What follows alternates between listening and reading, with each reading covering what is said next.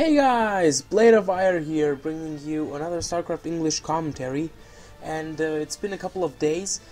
Whoa, and I'm really happy right now because I've got this stupid paper that I had to do in history for like 1 month done, finally, and the test today in Spanish went really well as well.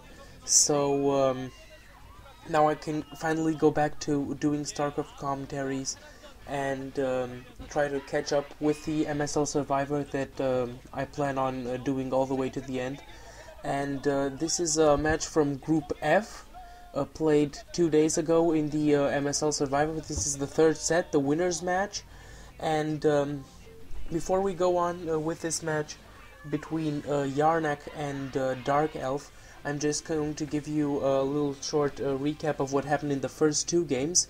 In this group we had the first set between Yarnc and Fantasy on Locky 2, and you know, even though Locky 2 kind of favors the Terran player on that map, Yarnc is a really good TVZ player, or CVT I guess in his case, and he even though he did do some kind of poor Muta harass in that match, he had absolutely amazing Scourge control. Like every science vessel that came out was taken a couple of seconds later by the Scourges, was taken down by the Scourges. Maybe a little bit of a mistake from Fantasy as well for not concentrating the fire, and eventually a massive lurker force was capable of totally obliterating Fantasy. And before I tell you something about the second game, let's go to this game. We've got Darkelf as Red Terran at the 6 o'clock position, and at the 9 o'clock position his opponent Yarnc as the Yellow Zerg. Now, whoa, Yarnc is scouting in the correct direction, that's good for him.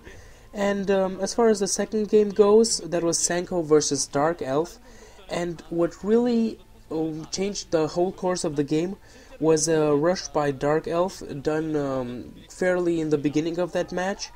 You know, he managed to scout that Sanko had only one gate. He quickly rushed, took down that Nexus, and from that point on he simply had the economic advantage. He had 3 expansions ahead to 2 expansions for the Protoss for a long period of the game, and so simply he went massively macro. He had like tons and tons of tanks.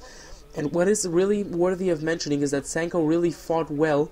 He had some insane micro, and at some points you could actually think he's going to come back into this.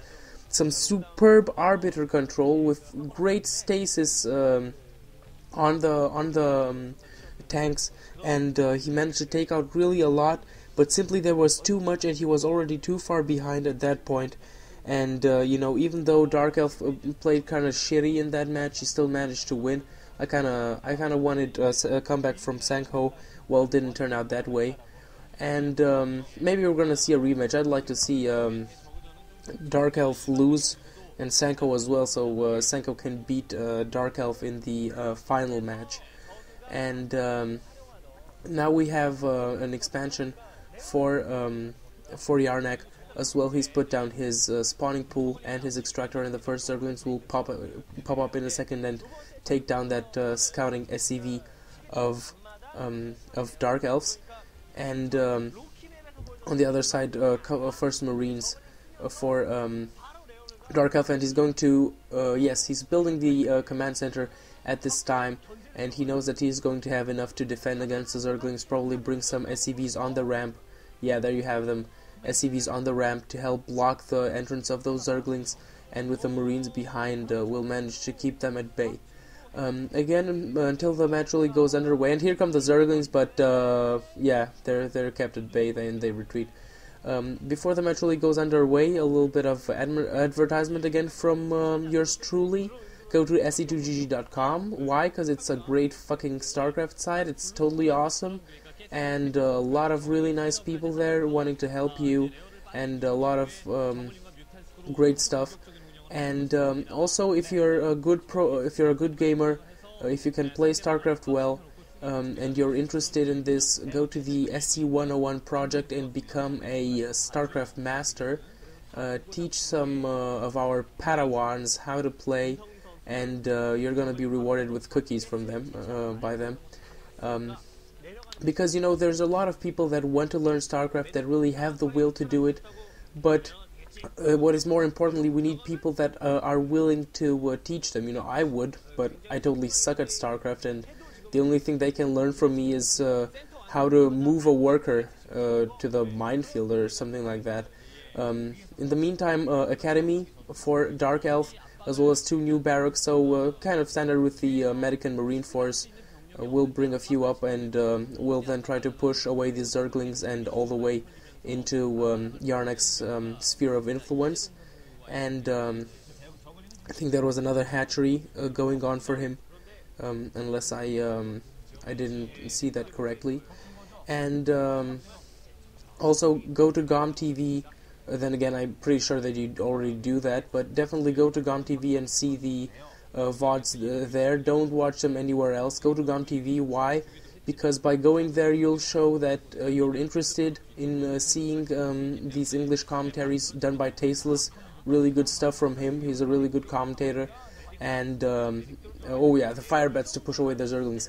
And by doing that, you're going to show how much interest the English StarCraft community really has, and hopefully this will determine GOM TV and maybe others as well to provide more good quality English commentaries in the future.